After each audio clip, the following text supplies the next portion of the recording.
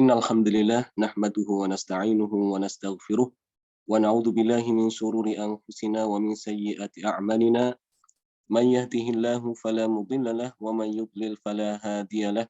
Asyhadu an la ilaha illallah wahdahu la syarika lah wa asyhadu anna Muhammadan 'abduhu wa rasuluh alladzi la nabiyya ba'dah.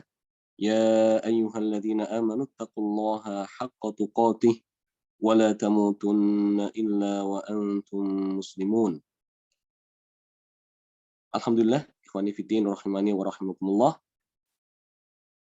Kita masih diberikan kesempatan, kesehatan, dan keselamatan, serta nikmat yang begitu banyak, sehingga kita bisa berkumpul kembali dalam majelis yang mudah-mudahan diberkati oleh Allah. Salawat dan salam mudah-mudahan terlimpah kepada junjungan kita, suri tauladan kita, Nabi Muhammad Sallallahu Alaihi Wasallam, beserta keluarganya, para sahabatnya, dan juga para pengikutnya hingga hari kiamat. Mari kita teruskan kembali pelajaran kita tentang wakaf dan ibtidah, ya. Bagaimana cara menghentikan bacaan di dalam tilawah Al-Quran dan bagaimana cara memulai bacaan atau tilawah Al-Quran. Pada pertemuan yang lalu telah kita bahas tentang jenis-jenis wakaf, ya. Pada saat membaca Al-Quran itu ada 3 pilihan, ya, ada 3 wakaf berdasarkan alasan. Jadi berdasarkan alasan mengapa kita wakaf atau berhenti itu dibagi menjadi 3 macam. Yang pertama adalah wakaf ikhtibari, wakaf karena ujian, ya. Jadi di sini syekh atau guru menyuruh muridnya untuk berhenti pada lafaz tertentu dengan tujuan mengetahui bagaimana kemampuan muridnya dalam membaca Al-Quran, bagaimana cara wakafnya yang benar, ya. Menguji hafalannya. Itu namanya wakaf ikhtibari atau wakaf karena ujian, ya. Kemudian yang kedua, ya. Yang kedua adalah wakaf idtirari. Wakaf idtirari atau wakaf karena terpaksa, ya. Qari'ah, ya. Karena emergensi, ya. Jadi dia wakaf karena ada sebab yang menyebabkan dia itu wakaf tanpa dia menghendaki sebetulnya, ya. Contohnya seperti batuk, ya. Ketika membaca Al-Quran pada tengah-tengah ayat tiba-tiba dia batuk nggak bisa ditahan lagi, ya. Maka dia wakaf. Atau bersin, ya. Bersin. Ini termasuk di antara wakaf karena dia itu ittirori, terpaksa. Dan yang ketiga, wakaf ikhtiyari, wakaf karena pilihan sendiri, ya. Wakaf karena pilihan sendiri. Dia berhenti di situ karena menginginkan, ya. Menginginkan wakaf di situ. Namanya apa? Wakaf ikhtiyari. Ikhtiyari itu hanya pilihan. Dari ketiga macam wakaf ini, ya, untuk yang ikhtibari dan ittirori, yang wakaf nomor 1 dan nomor 2 ini, ya, ini dibolehkan, secara mutlak dibolehkan, ya. Ikhtibari dibolehkan, meskipun sebetulnya itu tidak pas untuk tempat wakaf. Tapi karena ini ada pertanyaan dari guru, ya, kepada murid, ya nantinya akan diterangkan lebih lanjut insya Allah mungkin, ya. Mungkin gurunya menyuruh muridnya untuk berhenti pada lafaz tertentu, ya. Apakah dia baca dengan ta marbuthah, dengan ha, atau dengan ta, ya. Kata jannah misalnya. Kata jannah di dalam Al-Quran itu ada yang akhirnya itu dengan ta marbuthah, atau ada pula yang dengan ta yang mabsutah. Mabsutah. Ta yang bukan ta marbuthah, ya. Ta biasa. Ta yang bentuknya mirip seperti ba dan sa. Jadi ada yang berhenti dengan jannah atau jannat, ya. Kemudian ittirori, wakaf karena dia itu terpaksa, itu tentu saja dibolehkan, ya. Terpaksa dalam Islam itu dia bisa lepas daripada hukum dalam keadaan tertentu, ya. Misalnya, ya, orang tidak berpuasa karena sakit, ya, terpaksa, ya. maka di sini dia tidak berdosa ya kalau dia itu tidak berpuasa karena dia sakit. Demikian juga di sini dia tidak mengapa wakaf karena dia itu terpaksa ya ketika membaca Quran tiba-tiba batuk ya atau bersin. Atau ada urusan lain yang mungkin lebih penting gitu ya. Misalnya membaca Quran, di sampingnya ada anak kecil, anaknya sedang jatuh misalnya, la qadarullah, otomatis kita hentikan bacaan kita untuk menolong anak yang ada di samping. Dan misalnya bisa dikiaskan. Nah, jadi untuk 2 ini dibolehkan secara mutlak. Adapun nomor 3 yang ikhtiari, nah di sini yang jadi persoalan ya, yang jadi pelajarannya di sini ya. Inti daripada wakaf dan ikhtiari pada wakaf yang nomor 3 ini, ikhtiari. Karena di sini ada yang boleh, ada yang dibolehkan untuk wakaf, ya. Namun ada juga yang tidak boleh, ya, tidak boleh untuk wakaf. Tidak boleh untuk wakaf di situ, ya ada. Karena bisa menyebabkan maknanya itu rancu. Bisa menyebabkan makna yang tilawah ayat yang dia baca itu disalahpahami oleh orang, ya, sehingga tidak boleh wakaf di situ. Ya, contoh misalnya yang rancu itu ya. Di dalam surat An-Nisa ada ayat ya ayyuhalladzina amanu la taqrabus sholata wa antum sukara. Ya. Hatta ta'lamu ma taqulun. Wahai orang-orang beriman, janganlah kalian dekati salat sedangkan kalian dalam keadaan mabok sampai kalian paham apa yang kalian ucapkan, ya. Nah, di sini tidak boleh wakaf pada kata as-shalah.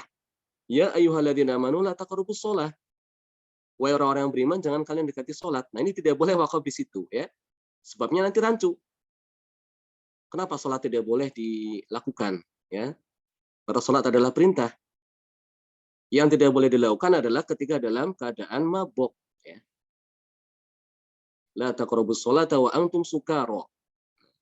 Nah, wakaf pada kata as-shalah di situ wakaf yang tidak boleh atau namanya wakaf qabih.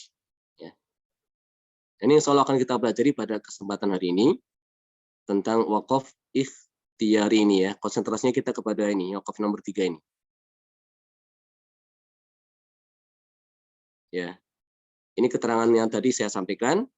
Jadi ikhtiari itu dibagi menjadi 2 macam. Pertama adalah ada yang ghairu jaiz ya. Jaiz ada yang tam, ada yang kaf, ada yang hasan. Yang ghairu jaiz yang tidak boleh adalah disebut juga dengan qabih atau wakaf yang jelek. Wakaf yang dibolehkan yang pertama adalah wakaf tam.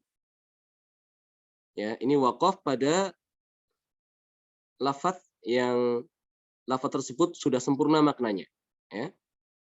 Antara makna tersebut lafaz tersebut dengan lafaz setelahnya itu tidak ada kaitan secara makna maupun secara gramatikal atau lafaz. Ini wakaf yang paling bagus ya. Wakaf tam.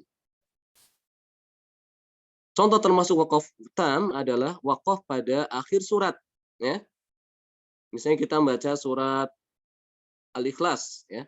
Walam yakul lahu kufuwan ahad. Ya, di situ wakaf berhenti, maka di situ dinamakan wakaf tam. Kenapa wakaf tam? Karena wakaf pada kata ini dengan setelahnya surat apa? Walam yakul lahu kufuwan ahad. Al-Falaq. Al-Falaq ya. Ya, itu tidak ada kaitan secara makna ya. Temanya sudah berbeda. Makna atau tema gitu ya. Pembicaraan, topik pembicaraan. Juga secara gramatikal juga tidak ada kaitan. Ya, sehingga di situ wakaf pada akhir surat itu semuanya adalah dinamakan wakaf tam. Ya, wakaf tam. Ini wakaf yang paling bagus. Wakaf tam ini dia tuh boleh kita seorang berhenti pada wakaf tam, habis itu dia menyelesaikan bacaan Al-Quran, kemudian melakukan kegiatan lain dibolehkan. Dan langsung memulai dari kata setelahnya tidak dibolehkan. Ya, ini wakaf tam. Wakaf kafi juga sama dengan wakaf tam. Ini wakaf nomor 2 ini ya. Apa perbedaannya? Untuk wakaf kafi ini, kafi itu artinya cukup ya. Kalau tam tadi sempurna. Wakaf kafi adalah dia berhenti pada lafaz yang mana lafaz tersebut dengan lafaz setelahnya masih ada kaitan secara makna. Masih ada kaitan secara makna. Jadi masih satu topik, ya. Misalnya kita membaca kisah Nabi Musa. Nabi Musa di dalam Al-Qur'an kan banyak ya kisahnya tuh. Ayat nomor sekian tentang Nabi Musa, setelahnya masih juga Nabi Musa, ya. Maka berhenti pada tiap ayat itu dinamakan wakaf kafi, ya. Selama tidak ada kaitan secara gramatikal, ya. Sama tidak ada kaitan secara gramatikal. Itu dinamakan wakaf kafi. Walaupun maknanya sama, ya. Walaupun maknanya sama, asalkan dia tidak ada hubungan secara gramatikal, tata bahasa, ya. Jadi intinya sudah kalimat lain lah, berdiri sendiri, terpisah. Maka itu dinamakan wakaf kafi. Wakaf kafi juga termasuk wakaf yang dibolehkan bagi kita untuk berhenti di situ, ya, menyelesaikan bacaan Al-Quran dibolehkan. Ya. Kemudian yang ketiga adalah wakaf hasan. Wakaf hasan, ya, huwal waqfu ala kalimati qur'aniyatin bainaha wa baina ma ba'daha ta'alluqun min haitsu lafzi wal ma'na. Wakaf hasan adalah wakaf di mana kita berhenti pada lafaz, ya, lafaz di dalam Al-Qur'an yang mana lafaz tersebut dengan lafaz setelahnya itu masih ada kaitan, ya. Baik secara lafaz atau gramatikal, ya, maupun secara makna, ya, temanya masih sama. Dari segi tema maupun dari segi gramatikal, ya, itu masih ada hubungan. Dari tata bahasa, dari struktur kalimat itu masih ada hubungan. Tidak terpisah, ya. Untuk wakaf hasan, dia dibolehkan wakaf di situ dan langsung meneruskan dengan ayat setelahnya atau lafaz setelahnya itu jika ada pada ujung ayat, ya. Jika ada pada ujung ayat. Namun kalau bukan pada ujung ayat, di tengah-tengah ayat tidak boleh memulai dari ayat setelahnya kecuali setelah mengulang kata tersebut, ya, yang dimana dia tempat berhenti. Ini wakaf hasan, ya. Ini agak berbeda dengan sebelumnya. Kesemuanya sama antara wakaf tam, kafi, dan hasan. Semuanya sama-sama, ya. Sama-sama berhenti yang dibolehkan karena makna yang dia baca sudah sempurna. Makna ayat yang dia baca itu sudah sempurna. Bisa dipahami oleh orang yang mendengarkan, ya.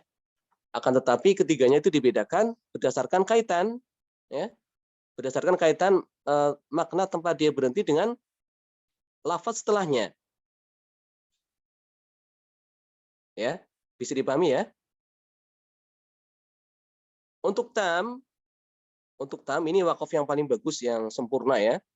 Berarti dia antara wakaf itu dengan lafaz setelahnya, lafaz tersebut di mana dia tempat berhenti dengan lafaz setelahnya itu tidak ada kaitan. Tidak ada kaitan secara makna, ya. Jadi tema atau topik pembicaraan ayat tersebut sudah berbeda. Misalnya kita membaca kisah Nabi Musa, ya. Setelahnya sudah tema lain, ya. Bukan Nabi Musa lagi. Nah, ini berarti kita wakafnya namanya wakaf tam. Ya, atau kita membaca di surat Al-Baqarah misalnya, ya. Awal ayat, ya, di awal ayat sampai hudal lil muttaqin, enggak, ulaika wa ulaika humul muflihun. Dari ayat yang kelima itu itu semuanya sebelumnya itu menceritakan tentang orang-orang yang bertakwa, ya. Wa ulaika humul muflihun. Mereka adalah orang-orang yang beruntung. Ayat yang ke-6 itu menceritakan tentang orang-orang kafir. Innal ladzina kafaru sawa'un 'alaihim a'andzartahum am lam tundzirhum la yu'minun. Jadi wakaf pada kata muflihun itu dinamakan wakaf tam. Ya, sempurna. Tidak ada kaitan antara lafaz tempat dia wakaf dengan lafaz setelahnya secara makna maupun secara apa? Gramatikal ya. Kosakata. Cara inilah tata bahasa. Ini wakaf tam. Kalau wakaf kafi, apa perbedaannya?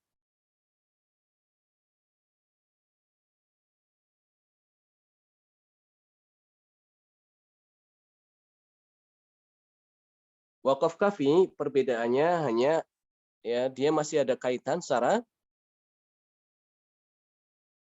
makna ya. Secara maknanya masih ada kaitan ya antara ayat yang dia tempat berhenti ya dengan setelahnya itu masih ada kaitan secara makna ya. Ini memang enaknya kita pakai contoh mushaf itu ya langsung ya. Tapi qadarullah.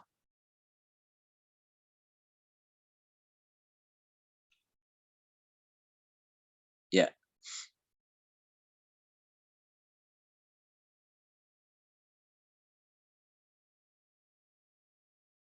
Jadi wakaf kafi dia itu masih ada kaitan secara makna ya. Contoh ya kalau kita contohkan misalnya dari surat ayat Al-Baqarah tadi ya.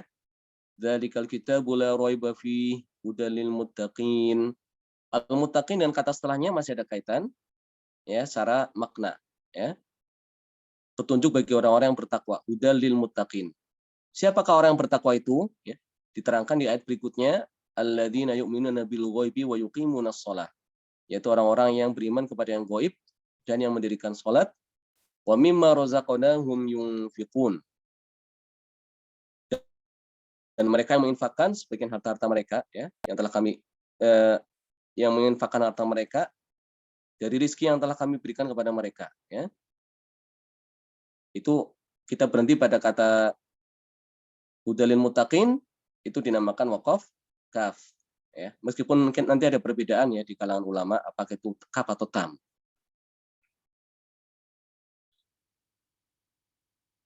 Intinya kalau kaf ya kalau kaf masih ada kaitan secara makna atau topik pembicaranya masih sama ya. Baik, untuk yang hasan ya.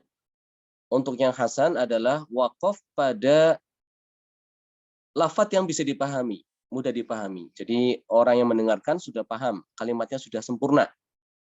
Hanya saja berhenti pada lafadz tersebut, dengan lafadz setelahnya itu masih ada kaitan secara makna maupun secara gramatikal. Ya, ya contoh, berhenti pada kata alhamdulillah. Ya, alhamdulillah pada kata alhamdulillahirabbil alamin gitu ya. Ayat surat Al-Fatihah, ayat yang kedua atau pertama? Alhamdulillahirabbil alamin ayat keberapa? Ayat bisa bilang ayat kedua, bisa ayat satu, Pak. Ya. Ya, kalau mushaf kita ayat yang kedua ya. Ya, di mushaf kan ayat kedua ya. Nah, berhenti pada kata alhamdulillah itu termasuk wakaf hasan ya karena maknanya sudah sempurna. Alhamdulillah. Segala puji bagi Allah ya. Tapi berhenti pada kata lafadz Allah ini masih ada kaitan dengan setelahnya yaitu al-alamin. Rabbil alamin ya. Alhamdulillahi rabbil alamin. Kaitan secara makna ya karena masih satu topik pembicaraan ya. Sama-sama membicarakan tentang pujian bagi Allah. Rabbil alamin, siapa Allah itu? Ya, alhamdulillah rabbil alamin. Rabbil alamin, Rabb semesta alam ya. Secara makna masih sama ya. Dan secara gramatikal pun juga sama. Ya, masih ada kaitan. Karena itulah kata Rabbil itu dengan kasroh. Rabbil alamin, bukan Rabbul alamin. Kenapa bukan Rabbul alamin? Kenapa kau bacanya alhamdulillahi rabbil alamin? Kenapa bukan Rabbul alamin? Ya, sebabnya kenapa? Kenapa Rabbil alamin? Yaitu tadi masih ada kaitan dengan lafadz alhamdulillah ya, lillah lillahi. Di situ ada huruf jar yaitu huruf lam ya. Huruf jar adalah huruf yang bisa menyebabkan isim yang datang setelahnya itu dikasrohkan, ya. Yang kadang kasus namanya huruf jar. Alhamdulillahi, ya. Rabbil alamin. Sehingga Rob bukan Robbu tapi Robbil alamin. Berhenti pada kata alhamdulillah itu namanya wakaf hasan. Ya. Kita di sini tidak boleh berhenti di situ, tapi tidak boleh memulai langsung dari al-alamin. Tidak boleh, ya. Atau Rabbul alamin, ya. Rabbil alamin, tidak boleh dari situ. Tidak boleh membacanya gini. Alhamdulillah Rabbil alamin. Tidak boleh demikian, harus diulang. Alhamdulillahi Rabbil alamin. Itu namanya wakaf hasan pada kata alhamdulillah. Sampai sini bisa dipahami ya, untuk wakaf tam, kafi, dan hasan. Ada pertanyaan?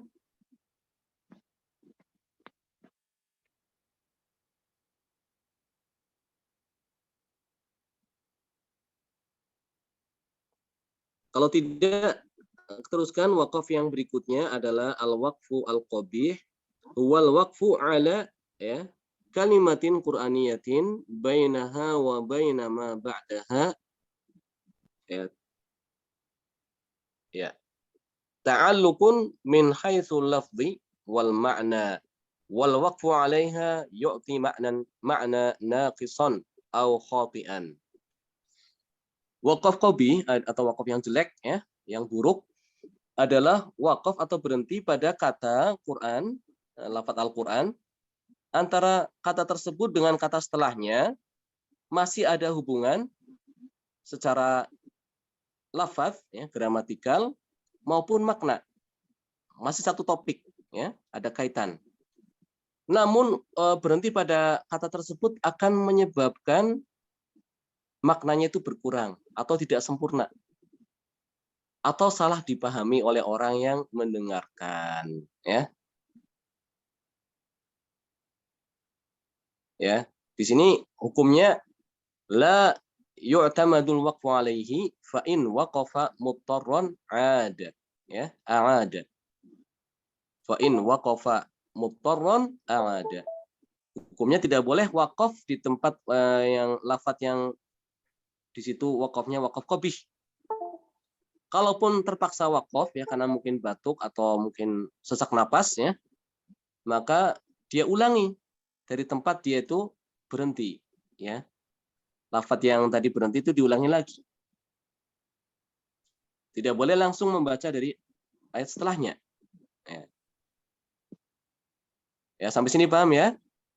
Ya, makanya harus hati-hati, tidak boleh kita berhenti asal-asalan membaca di dalam ayat-ayat itu kemudian memutus, mengambil napas, habis itu membaca lagi setelahnya. Kalau demikian, kalau misalnya napasnya habis, diulang aja, ya, diulang. Karena khawatir nantinya wakaf qabih. Contoh wakaf qabih. Ya, contoh wakaf qabih berhenti pada kata, kalau tadi contohnya, ya, ayat yang pertama alhamdulillahirabbil alamin. Dia berhenti pada kata alhamdu, ya. Alhamdu. Itu salah, ya. Itu wakaf yang tidak bisa, belum sempurna. Segala pujian orang yang mendengarkan juga tidak langsung memahami, ya. Beda dengan alhamdulillah, segala pujian bagi Allah. Ini orang membaca alhamdu, ya, alhamd, misal. Ini termasuk wakaf qabih. Karena maknanya belum jelas, ya. Atau contoh yang tadi pertama saya sebutkan, ya ayyuhalladzina amanu la taqrabus shalah. Wahai orang-orang beriman, jangan kalian dekati salat. Nah, di sini wakaf qabih, ya.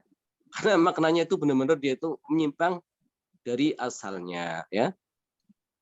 Seharusnya diteruskan ya ayyuhalladzina amanu la taqrabus sholata wa antum sukara hatta ta'lamu ma taqulun.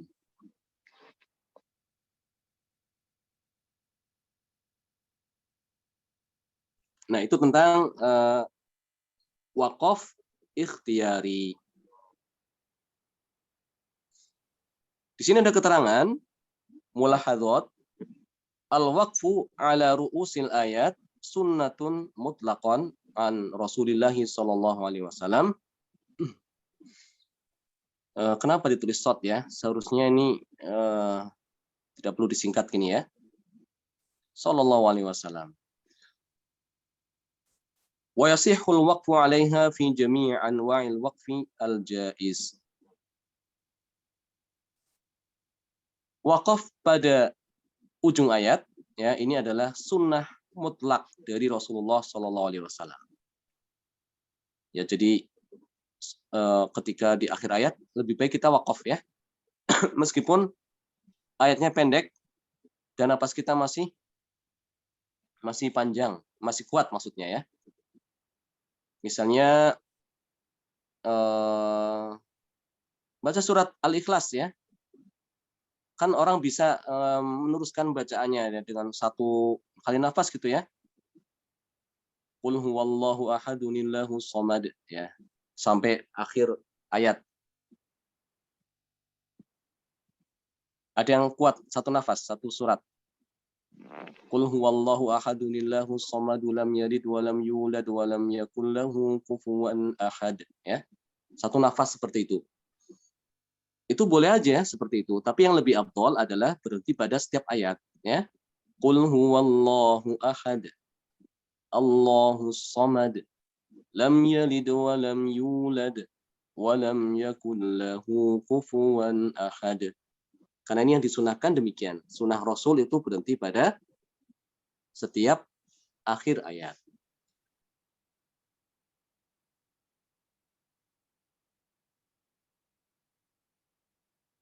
Kemudian yang kedua, laisa fil Qur'an aw waqfun wajib syar'an aw haramun syar'an illa ma afsadal ma'na fa in ta'ammada al-waqfu alaihi athim. Jadi di dalam Al-Qur'an perlu dicamkan di sini ya.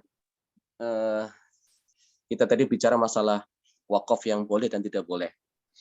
Di dalam Al-Qur'an itu tidak ada wakaf wajib ya. Kamu harus wakaf di sini wajib. Kalau enggak kamu berdosa. Itu tidak ada demikian ya. Karena itu kita jumpai di dalam mushaf Al-Qur'an itu kadang tanda wakaf itu berbeda-beda ya, antara mushaf dari Timur Tengah dengan mushaf Indonesia itu beda-beda dalam apa tanda wakafnya ya. Karena memang tidak ada wakaf yang diwajibkan secara syar'i ya, secara syariat. Harus wakaf. Kalau enggak berdosa ya, enggak demikian. Juga demikian, tidak ada wakaf haram secara syar'i ya. Disyariatkan tidak ada wakaf namanya wakaf haram. Haram wakaf di sini. Tidak boleh wakaf di sini, kalau enggak kamu berdosa ya. Kamu harus diwasolkan ya misalnya. Kalau enggak kamu berdosa ya. Enggak ada demikian. Tidak ada. Kecuali kalau dia sudah tahu ya, ini orang yang mungkin orang yang dia apa ya? Ingin menyelewengkan isi Al-Qur'an, itu baru dia berdosa ya. Sengaja dia. Sudah tahu dia itu artinya salah, tapi dia menyengaja ya. Menyengaja berbuat salah ya, membaca dengan cara salah. Nah, ini baru dia itu berdosa. Tapi kalau dia tidak tahu, tidak sengaja, maka tidak mengapa ya, tidak berdosa. Hanya saja dia perlu diberitahu dan perlu diajarkan dan perlu belajar. Jadi kita belajar wakaf dan ibtidaiyah, jangan takut ya Bapak-bapak sekalian. Karena nanti takut wakaf ya, udah baca Quran kenapa takut wakaf salah ya. Itu bukan alasan yang dibenarkan ya. Tidak perlu takut ya. Tidak ada namanya wakaf wajib dan tidak ada namanya wakaf haram. Tapi memang ada wakaf yang bagus di situ ya. Berhenti di situ bagus ya. Ada wakaf yang berhenti di situ tidak bagus karena bisa merusak makna. Baik, ini yang perlu kita camkan dalam mempelajari wakaf dan ibtida. Barakallahu fikum jami'an. Insyaallah kita lanjutkan pada pertemuan yang akan datang.